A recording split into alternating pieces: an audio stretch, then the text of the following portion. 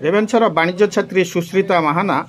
राज्यर टपर होइचंती। कटक बाखराबाद धुआपत्र लयनर रंजित और गीता महाना सान झी सुश्रिता तेज दिन को 8 घंटा परिश्रम कर सफलतार शीर्ष में पहुंची सुश्रिता। तांकर यह सफलता बाखराबाद लोकमंगल कमिटी पक्षर पुष्पगुच्छ उत्तरीय और मानपत्र दि जाए संबोधित कर संबर्धना कार्यक्रम में लोकमंगल कमिटर सभापति काशीनाथ सेठी, संपादक राजीव नंद, कार्यकारी सभापति देवाशीष बेहरा, उपदेष्टा दीपक सिन्हा, राधेश्याम बेहरा, युवक संघर संपादक चंदन सेठी और लोकमंगल कमिटर कर्मकर्ता प्रमुख उपस्थित रही सुश्रिता उज्जवल भविष्य कामना कर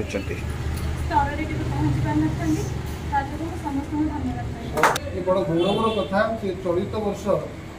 +2 परीक्षा वाणिज्य विभाग कॉमर्स आमर साहिर झील सुश्रिता महाना